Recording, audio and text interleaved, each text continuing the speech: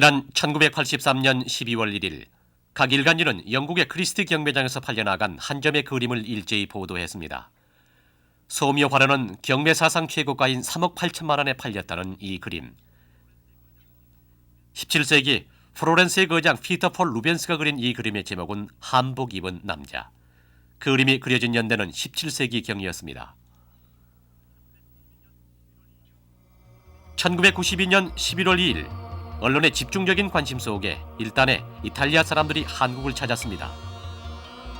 자신의 뿌리를 찾기 위해서 한국을 찾았다는 사람들, 그들의 성씨는 바로 꼬레아였습니다.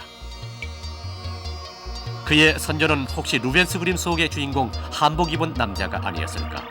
그렇다면 그 한복 입은 남자는 어떻게 그 시대에 머나먼 이탈리아 땅에서 살게 됐던 것일까요?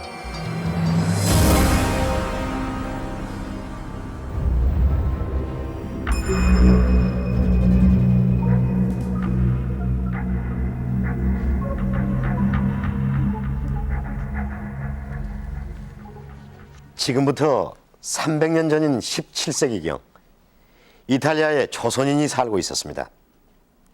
그러나 당시 조선은 서방 세계와는 교류가 거의 없었습니다.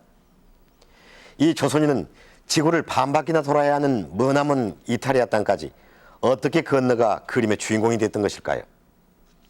오늘 역사추리는 이 그림의 주인공을 통해 16세기 말 우리가 겪었던 임진왜란이 영토 침략 전쟁이었으면 물론 노예 전쟁이었음을 추론해보고자 합니다. 자, 이 한복 입은 남자는 어떻게 이탈리아까지 가게 됐던 것일까요? 우리는 한 권의 책에서 그 단서를 찾았습니다. 그 책은 바로 17세기경 이탈리아의 여행가 프란체스코 카를레티가 쓴 동서 인도 항해기라는 책입니다. 이 책의 원본은 피렌체 국립도서관에 남아 있습니다. 그 속에는 이탈리아로 팔려간 한 조선인 소년에 대한 이야기가 실려 있습니다. 일본의 나가사키에는 잘생긴 조선의 어린아이들을 싼값에 팔고 있었다. 나는 5명의 어린아이를 사서 마카오로 갔다. 그는 지금 로마에서 볼 수 있으며 그의 이름은 안토니오 꼬레아다.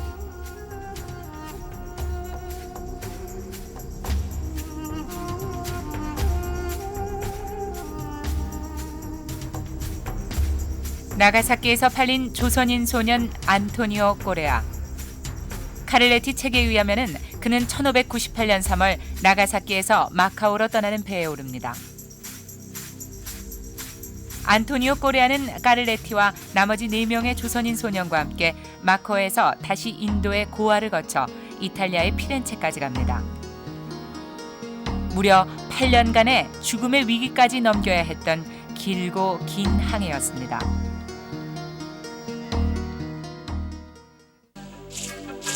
안토니오 꼬레아가 도착했던 17세기 초엽의 피렌체는 그 당시 세계 경제와 문화의 중심지였습니다. 그 피렌체에서 안토니오 꼬레아는 타고난 부지런함과 지혜로 남부럽지 않은 지위에 올랐습니다. 그는 성공한 이탈리아의 조선인으로 로마에 자리 잡았습니다.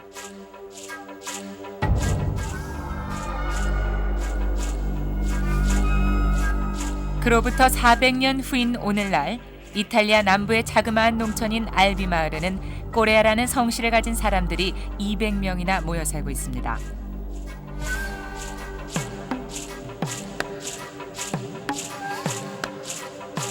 이 마을에서도 3번째로 많은 성씨라는 꼬레아. 이 마을의 꼬레아들이 혹시 나가사키에서 팔려온 안토니오 꼬레아의 후손은 아닐까요? 옛 기록들을 찾아본 결과 꼬레아들이 이 마을에 산 가장 오랜 기록은 1795년. 그 이전의 기록들은 이 마을 행정사무소의 화재로 분실이 돼 찾을 수가 없었지만 적어도 18세기경부터 이 마을에 많은 꼬레아들이 살았던 것만큼은 분명합니다. 노예로 팔려 이탈리아까지 건너갔던 조선인 소년 안토니오 꼬레아. 그 주인이었던 노예상인 프란체스코 카를레티는 안토니오 꼬레아를 일본의 나가사키에서 샀다고 기록하고 있습니다. 그럼 조선인이었던 안토니오 꼬레아는 어떻게 일본의 나가사키에 있었던 것일까요? 안토니오 꼬레아가 나가사키에서 마카오로 팔려간 것은 1598년경 정유재란 때였습니다. 임진왜란과 안토니아 꼬레아는 어떤 관계가 있는 것일까요? 임진왜란 당시 쓰여진 한 문학작품 간양록에서 그 연관성을 찾아봅니다. 이곳은 전라남도 영광, 조선시대 유학자인 수은 강항의 기념관입니다. 강항의 후손과 관계기관은 강항의 뜻을 기려서 기념관 설립을 추진해 내년 개관을 앞두고 있습니다. 이게 강 선생 교지입니다. 강항의 후손들이 관리하고 있는 기념관 안에는 강항에 관련된 모든 것이 비교적 온전하게 보존돼 있습니다. 강항은 조선시대 형조좌랑까지 지냈던 유학자였습니다. 그는 정유재란이 일어났던 1597년 외적에게 포로가 돼서 일본으로 끌려갔고 만 3년 만인 1600년에야 고국으로 돌아올 수 있었습니다. 그 포로 생활의 기록이 바로 간양록입니다. 간양록은 강항이 포로 생활 중에 썼던 일종의 포로 일기이자 상소문입니다. 자신이 포로가 된 과정에서부터 적국인 일본의 실상을 임금에 대한 상소문 형태로 적어서 비밀히 전했던 것입니다. 간양록은 지금도 신숙주의 해동 제국기에 이어서 조선시대에 손꼽히는 본격적인 일본 연구소로 평가되고 있습니다. 간양록에는 도요토미 히데요시를 비롯한 일본 수뇌부의 동정이 일본의 실상과 더불어서 상세히 기록되어 있습니다. 하지만 또 한 번의 일제 침략기, 일제시대의 간양록은 분서로 지정돼 대부분 불타 없어지고 말았습니다. 히데요시를 적배라고 칭하는 등 황국 일본을 부정적으로 묘사하고 모독했다는 것이 이유였습니다.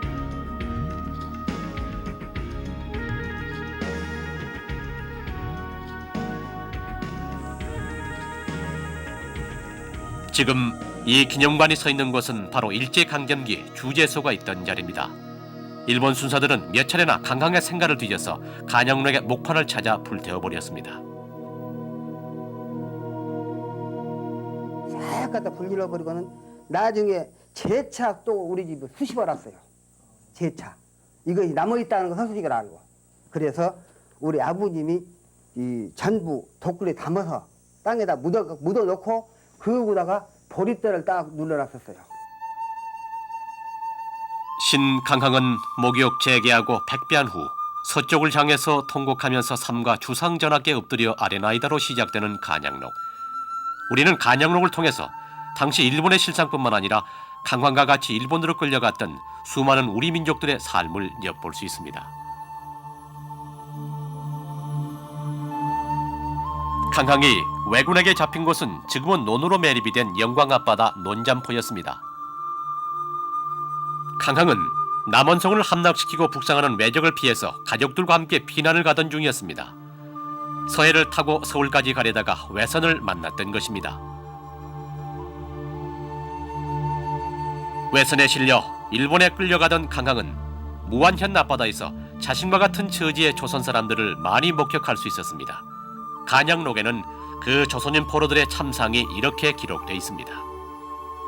거기에는 600~700척이나 되는 놈들의 배가 바다에 가득하였고 배 안에 실린 무리들인 즉 우리나라 남녀와 놈들의 무리가 서로 뒤섞여 울며 불며 아우성치는 소리가 산을 울리고 바다를 뒤흔들더이다.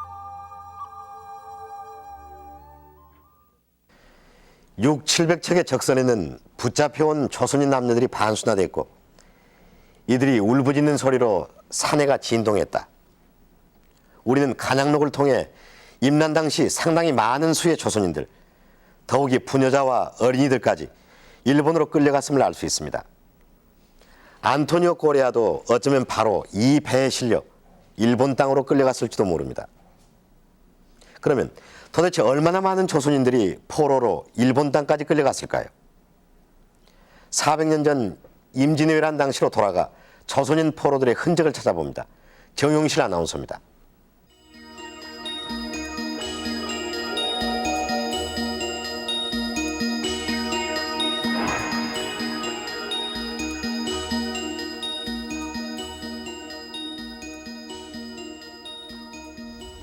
이곳은 전라북도 남원 성터입니다. 지금 보시다시피 북벽 일부만 남아있는 상태입니다.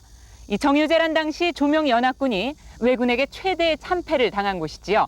이성의 함락으로 수많은 인명과 재산 피해가 발생을 했고 아울러서 그만큼 많은 포로들이 일본으로 잡혀갔으리라 짐작이 되는 곳입니다. 조선시대 남원은 영남에서 호남으로 들어가는 육로의 요충지였습니다. 남원이 함락이 되면 곧바로 충청도와 서울까지 위협을 받게 됩니다. 하지만 임진왜란이 끝난 지 2년 후 왜군은 아무런 저항 없이 남원성으로 들어올 수 있었습니다. 남원성은 10만 왜군들에게 포위돼 공격을 받게 됩니다. 남원성은 포위된 지 4일 만에 결국 함락당하고 만여 명의 조선인 병사와 민간인들은 장렬하게 전사하고 말았습니다.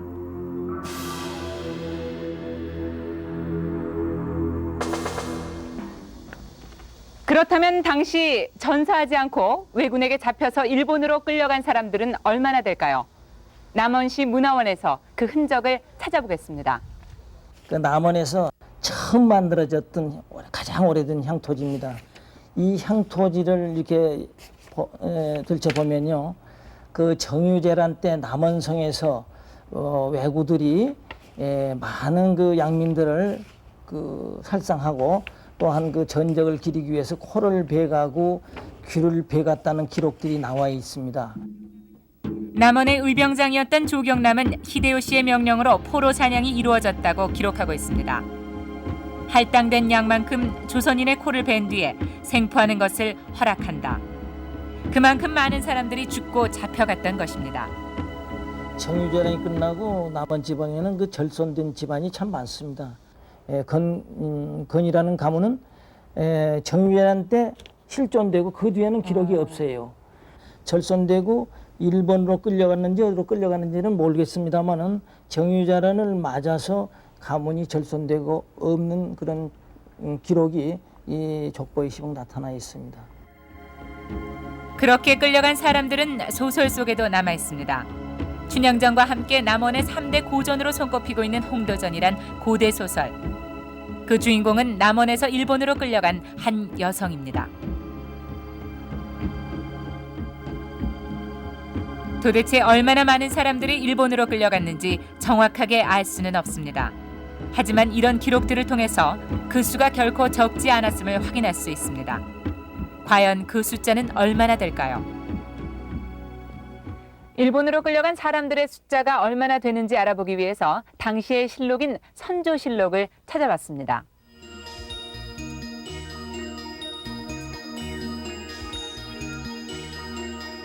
우선 선조 30년의 실록을 보면 걸을 수 있는 자는 잡아서 일본으로 끌고 가 농사를 짓게 하라고 명령했다고 되어 있습니다. 광해군 9년의 실록에는 가고시마 한 곳에만 3만 700여 조선인 포로가 있었다는 한 조선인 포로의 증언이 남아 있습니다. 현재 일본의 동경대학교 도서관에 소장돼 있는 유학자 정의득의 포로 일기 월봉 해상록에도 조선인 포로의 숫자를 짐작할 수 있는 대목이 나옵니다. 포로들의 수를 합치면 3, 4만이다. 늙은이와 여자를 합치면 그 곱절이나 되고 정유재란 시 노력한 포로들의 수는 훨씬 더 많다. 한 지역에서만 최소한 3, 4만의 포로들이 억류돼 있었음을 짐작해 합니다. 기록들에 나와 있는 숫자가 얼마나 의미가 있는지는 확언할 수가 없습니다. 하지만 당시 조선의 인구를 생각을 해볼 때 엄청나게 많은 조선인들이 일본으로 끌려간 것만큼은 분명합니다.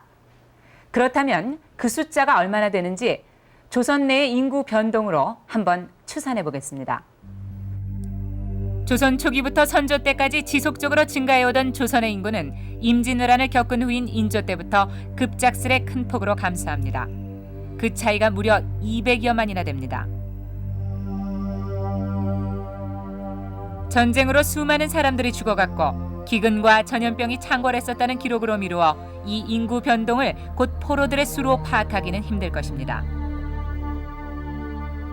또한 당시의 인구 조사가 불철저했을 수도 있습니다. 하지만 포로로 끌려간 조선인의 수가 이 인구 변동의 한 요인이 됐던 것은 분명합니다. 그 수를 추산해보면 과연 얼마나 될까요? 여러 가지 기록을 보아도 정확하게 얼마다 이렇게 딱 떨어지게 얘기하기는 좀 곤란한 것 같습니다. 그러나 지금까지 연구자들의 연구 성과에 의한다 하면은 가령 예를 들면 당사자였던 일본 측의 학자들, 예를 들면 야마구치라든지 또는 나이토라든지 그 밖의 연구자들이 할 적에 5, 6만은 적어두고 내려가지 않을 것이다. 또 뭐 3, 4만 뭐 이렇게 잡는 사람도 있습니다. 대개 우리나라 측 학자들이 볼 적에는 10만 명 내라고 어림잡고들이 있는 셈입니다. 임난 당시 한성부의 인구는 불과 3만 9천여 명이었습니다. 그런데 잡혀간 포로의 숫자가 무려 10만여 명. 임난 때 일본으로 끌려간 조선인의 숫자는 당시 한성 인구의 무려 3배나 되는 엄청난 숫자였던 것입니다. 10만여 명. 이 많은 사람들을 포로로 잡기도 쉽지 않았을 테지만 이들을 베어 태워 일본까지 끌고 가는 것도 결코 쉽지 않았을 겁니다. 그런데도 왜군들은 이 많은 포로를 왜 붙잡아 갔을까요? 이 또한 풀어내기가 결코 쉽지 않은 의문입니다. 임진왜란 당시 외병이 출병했던 큐슈의 나고야에서부터 그 이유를 추적해 봅니다. 이곳은 일본 서부 규슈의 나고야항입니다. 일본 각지에서 15만 병사를 모은 도요토미 히데요시는 1592년 4월 바로 이곳에서 조선 침략의 배를 띄웠습니다. そして豊臣秀吉がここにかつていて、そして向こうの方で、朝鮮半島の韓半島の方をですね、ずっと見つめて、睨んでいたわけですね。ずっと睨んでいた。そしてそこには霧がかかっていて、韓半島の方は見ることはできなかった。 그 침략의 기지였던 곳이 바로 나고야 성입니다. 임진왜란 1년 전인 1591년에 축성을 시작해서 불과 5개월 만에 대부분이 완성됐다고 합니다. まず第一にですね、いい港がたくさんありまして、軍事基地としてまさに理想的な場所でした。そして、こちらの方、ここからわずか200キロに釜山があります。非常に距離的にも近かったわけです。そしてその中間には今遠くに見えます壱岐、そして対馬と続きまして、船を途中で休めることもできました。まさに 지금은 성벽 일부만이 남아 전하는 나고야성. 나고야성 옆에는 지난 92년에 세워진 나고야성 박물관이 있습니다.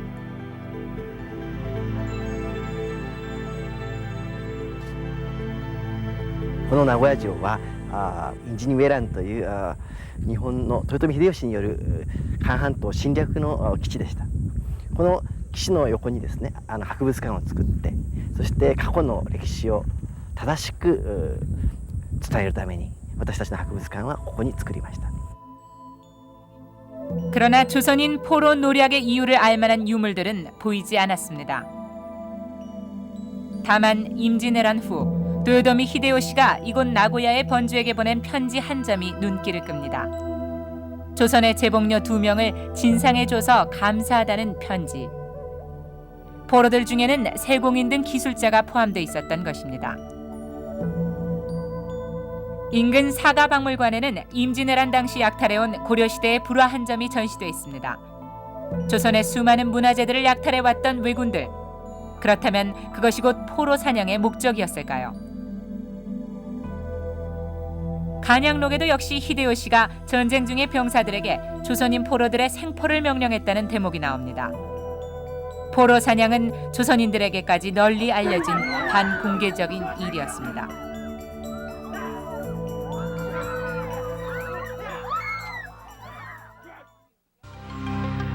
(1597년) 제차 전쟁을 일으킨 히데요시는 병사들에게 좀 더 구체적인 포로 노략의 명령을 내립니다.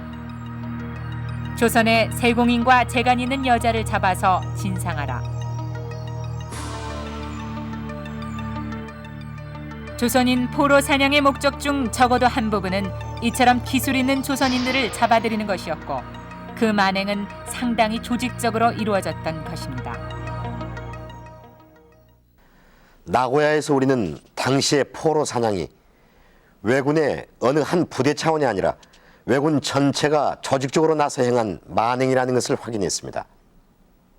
그렇다면 10만 포로를 노력한 목적이 세공인이라든지 재봉료, 그리고 흔히 알고 있는 것처럼 도공들의 기술을 전수받기 위한 것이었을까요? 무려 3만 700명의 조선인 포로들이 있었다는 가고시마에서 그 이유를 확인해 봅니다. 이곳은 가고시마. 임난 당시 사스마 번으로 그 당시 3만 700명의 조선인 포로가 있었다고 기록되어 있는 곳입니다. 가고시마에 끌려온 조선인의 흔적이나 조선인의 후예를 찾아보면 분명 조선인 포로들이 끌려온 이유를 찾아볼 수 있을 것입니다. 그 흔적을 찾아 시내를 훑고 다니던 중에 너무나 익숙한 이름이 눈에 띄었습니다. 고라이마치, 고려 마을이라는 지명입니다. 곳곳에 고려라는 이름들이 붙어 있었습니다. すみません。ここが高陵町ですか。高麗町ですよね。なぜ高麗町と言いますか。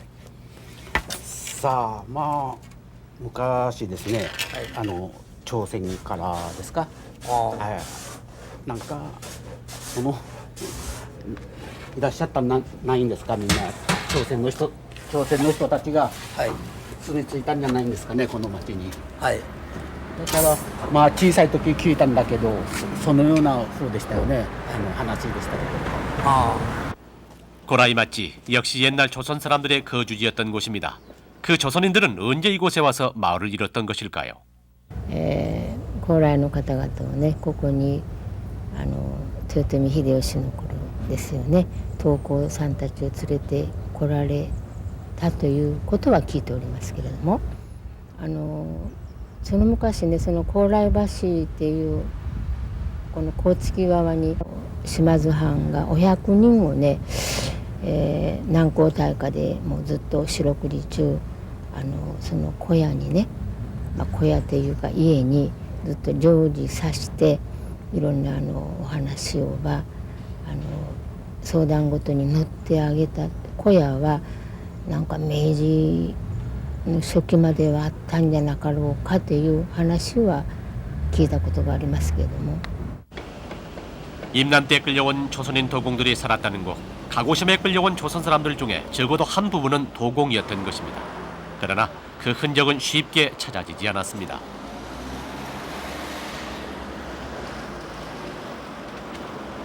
かなりの数の朝鮮人のですね捕虜がこちらに来てるかもしれないんですが残念ながらこちらの方にはほとんど資料が残っておりません。ただはっきりしておりますのはですね朝鮮人の刀工たちがかなりの数こちらに連れてこられているという事実です。これは日本では当時素朴な焼き物しか作ることができなかったんですね。それで李朝当時というのは当時の武将たちにとってはものすごい憧れでございました。 임난 당시 사스마의 번주는 시마스 요시히로였습니다. 그는 가고시마의 도자기 산업을 태동시키고 발전시킨 인물로 유명합니다. 시마스 요시히로가 발달시킨 가고시마 도자기 산업의 주역은 곧 조선인 포로들이었던 것입니다.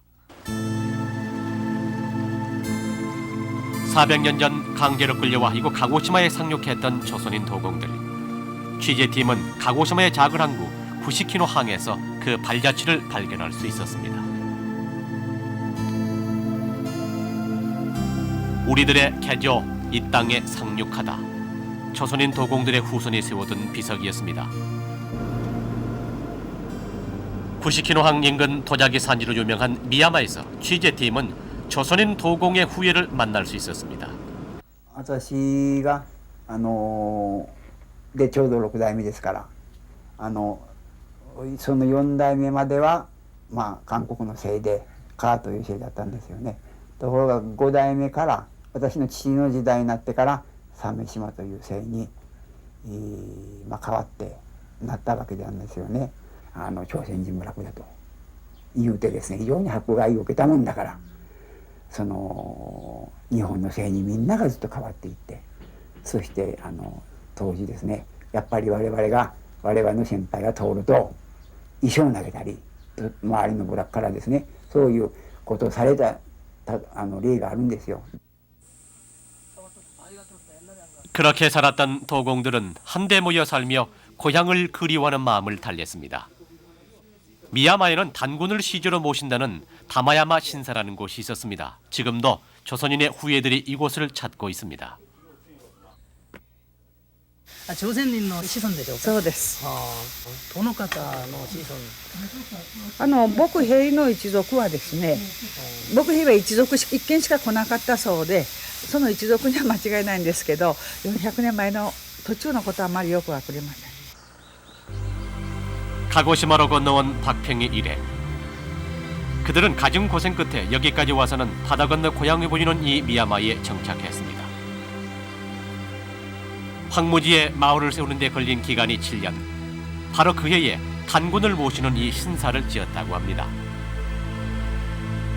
私は先祖は誇り高い人たちだったなと思いますね。よそ敵の国に来てですよ、自分の国の神様を祀るなんてちょっと偉いと思います。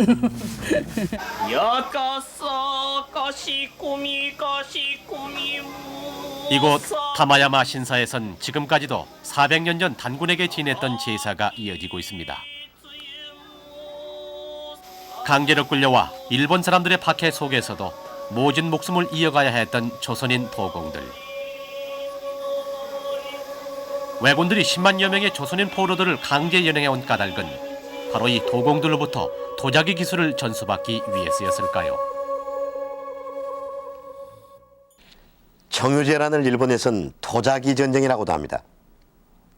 정유재란 때 그만큼 많은 도공들을 잡아갔다는 것을 반증하는 이름입니다. 그러나 당시 일본에 끌려간 조선인 도공들의 숫자가 과연 10만 명이나 됐을까요? 아무리 많다 해도 10만에 이르지는 못했을 겁니다. 결국 도공들만으로는 10만 포로 노략의 이유가 설명되지 않습니다. 그렇다면 조선인 포로들이 머나먼 일본 땅까지 잡혀간 또 다른 이유가 필경 있을 겁니다. 취재팀은 일본의 한 절에서 중요한 단서를 찾아냈습니다.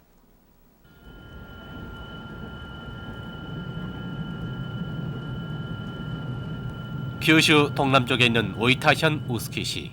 이곳에는 임난이 일어나기 얼마 전 고승 교nen이 창건한 이 지방의 고찰 안요지, 즉 안양사라는 절이 있습니다. 포로 노략의 중요한 단서가 되는 것은 안양사에 남아있는 임진왜란 당시의 한 기록입니다. 日本のこの文献の中にあの当時のものが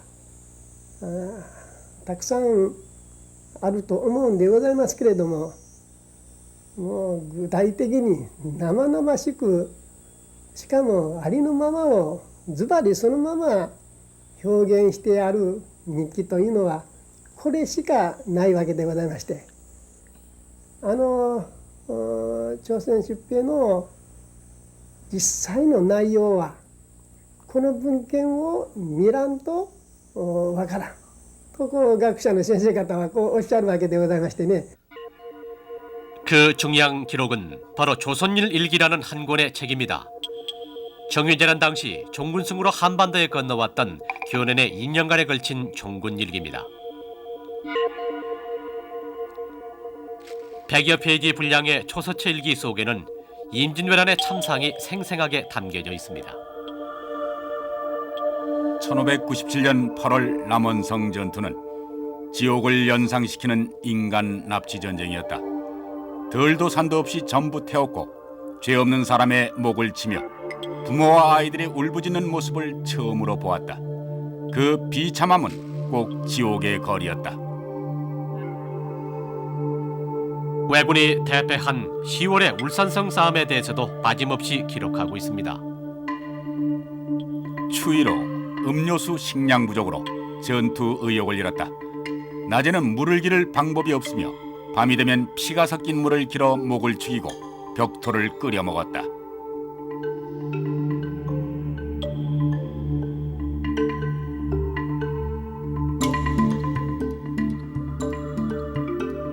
결정적인 단서는 11월 19일자의 일기입니다. 일본으로부터 가지가지 장사꾼들이 건너왔는데 그 가운데 인간 상인도 건너와 전선 바로 뒤를 넘나들며 남녀노약을 사들이고 새끼로 목을 묶은 후 여럿을 줄줄이 올가매고 걷도록 강요하며 또한 뒤에서 몽둥이로 때려가며 내모는 모습은 나찰이 지옥 죄인들을 괴롭히는 것이 이럴 것인가 하고 생각되었다.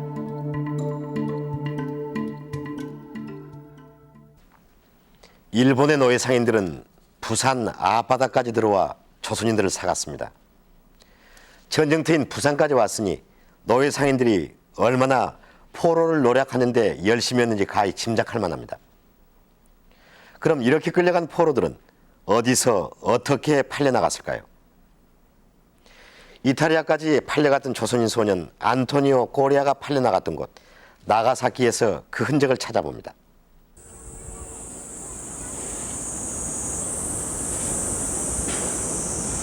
이곳이 바로 나가사키항입니다.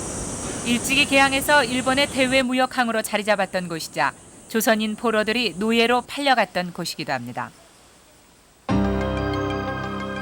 많은 기록들이 나가사키에서 이루어진 노예 매매의 사실을 증언하고 있습니다.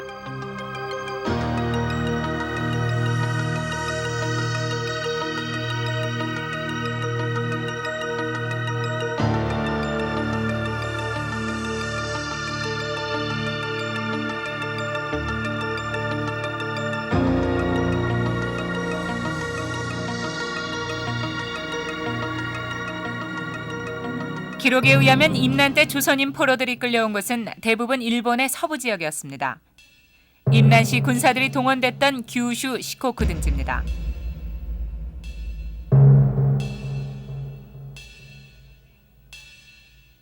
그런데 그 많은 지역 중에서도 특별히 나가사키에서 많은 포로들이 노예로 팔려나간 것은 무엇 때문일까요?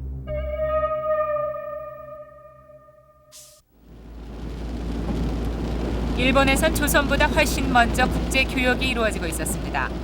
그 교역항이 곧 나가사키였고 지금 도시의 풍경에서도 알 수 있듯이 그 교역 대상국은 유럽 제국이었습니다.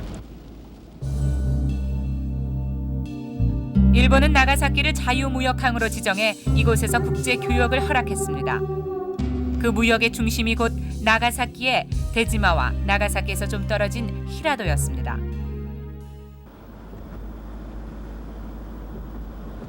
지금은 다리로 육지와 이어진 섬 아닌 섬이 됐지만 지금도 히라도에서는 그 흔적을 찾을 수 있습니다. 오란다, 즉 네덜란드 상관. 지금은 성벽 하나가 남아있을 뿐이지만 상상도만으로도 그 규모를 짐작할 수 있습니다. 이곳에서 일본인들은 총과 비단, 은 등 일본에서 구하기 힘든 물건들을 손에 넣었습니다. 그 교역품의 대가로 일본인들이 지불했던 것이 바로 노예였습니다. 노예 매매는 임진왜란이 일어나기 훨씬 전부터 일본인들을 대상으로 이루어지고 있었습니다. 1598년 히데요시는 나가사키의 선교사들에게 추방령을 내립니다. 그 추방령의 이유로 들고 있는 것이 바로 포르투갈 상인들이 일본인들을 노예로 매매하는 행위였습니다.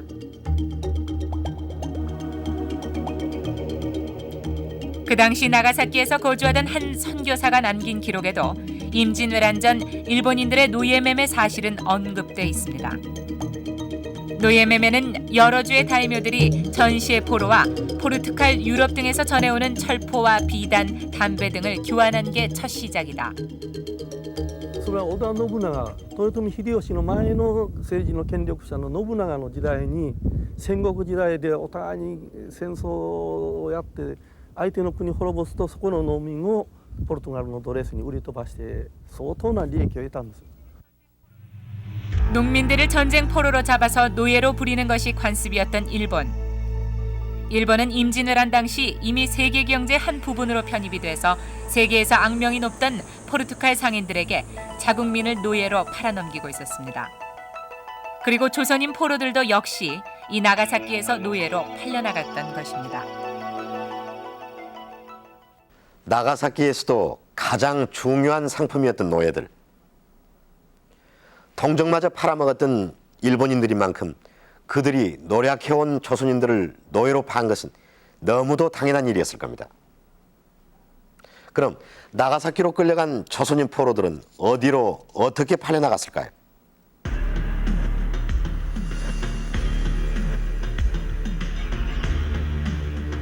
임진왜란 때 아무 죄 없이 외적에 잡혀 일본 땅으로 끌려온 조선인들. 그 중에 적지 않은 사람들이 나가사키로 끌려와 노예로 팔려나갔습니다. 나가사키에서 그들을 사갔던 사람 역시 포르투갈의 노예 상인들이었습니다. 1598년 나가사키에서 살고 있었던 선교사 빠지는 조선인 노예 매매의 실상을 생생하게 기록하고 있습니다. 일본인들은 포르투갈 노예 상인들에게 조선인들을 매매함으로써 막대한 이익을 보고 있었다. 그들은 총포와 비단을 사기 위해 닥치는 대로 노예를 사들였다. 외장 중에는 처음부터 매각 목적으로 포로들을 대량으로 노획하는 자도 있었다. 조선인 포로들이 나가사키에서 포르투갈 상인들에게 팔려나가는 모습은 그들이 조선에서 일본으로 끌려오던 때의 참상에 못지않았습니다. 그 전경 역시 기록에 남아 전하고 있습니다.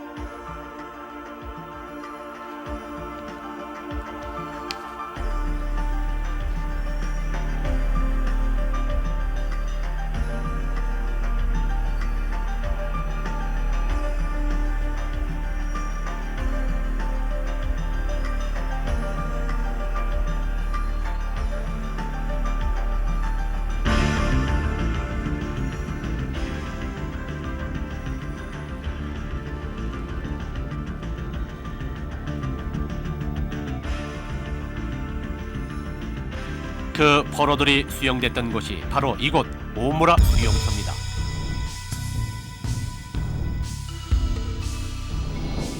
지금도 사방에 감시 카메라가 철통 같은 방비를 하고 있는 수용소지만 임진왜란 당시 끌려온 포로들은 이곳에 머무르다 노예 상인들에게 팔려나갔다고 합니다.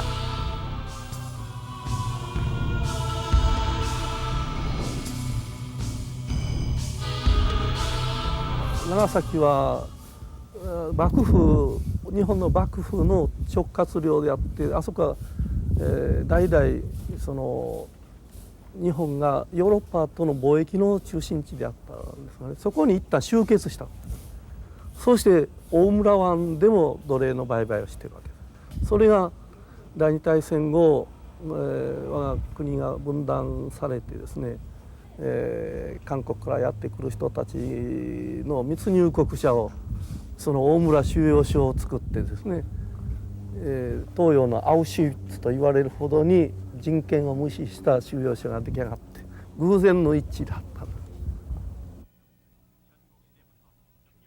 전국시대부터 점령기의 농민 등을 노예로 부리던 일본인들은 임진왜란이라는 후기를 놓치지 않았습니다. 그들은 임진왜란을 계기로 일본인 노예보다 훨씬 값싸고 풍부한 상품, 노예의 공급처를 찾아냈던 것입니다. すでに中世から東アジア特に、北東アジアでは奴隷貿易略奪貿易は非常に盛んでした、ところがそれは個人の間の倭寇の戦争略奪ということで個人的な段階私的な段階ところが임진왜란は国家規模の大規模なものでありまして、連れられてきた人々の数が何十倍という数ですね. 하지만 포르투갈 노예 상인에 의해서 팔려갔던 조선인의 흔적은 나가사키 어디에도 남아있지 않았습니다. 미술관까지 다 찾아봤지만 담당자의 말은 오로지 도공에 대한 것뿐이었습니다. 実質的にはですね私もよくわからないんですけども、例えば焼き物を作る方とかですねそういう方が多分こちらに長崎来てで、いわゆる平戸の方というと、そこでですね、焼き物を焼いたという記録はありますよね。ポルトガル商人にですね、朝鮮から連れられてきたその奴隷もしくは日本の奴隷というかそういう方々が売買されたという記録があるという話なんですがそういうものはご存じでないでしょうか。私その辺何も研究してないしその辺はよく全く分かりませんですね。 한 가지 들을 수 있었던 것은 나가사키 근처 히라도에도 고라이마치, 곧 조선인 마을이 있다는 것이었습니다. 고려마을. 이곳이 임진왜란 때 끌려온 도공들의 마을이었다고 적혀있는 이 비석은 현재 도자기 가게를 운영하고 있는 일본 사람이 개인적으로 세운 것이었습니다.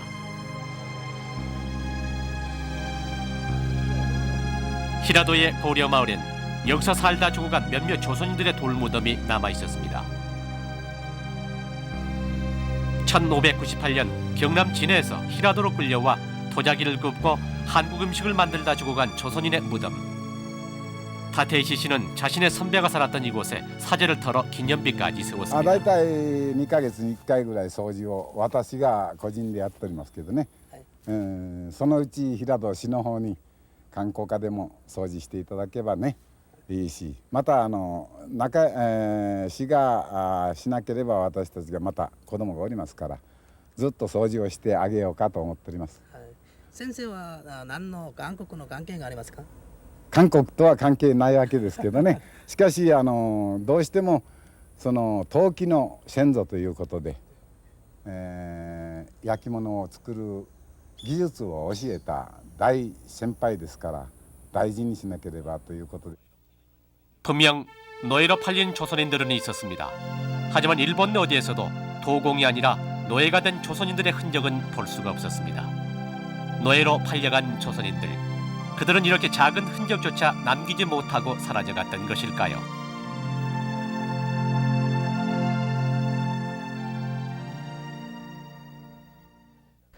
머나먼 일본 땅까지 강제로 끌려간 10만의 조선인. 그 중에 일부는 처음부터 상품용으로 끌려가 포르투갈의 노예 상인들에게 넘겨졌습니다.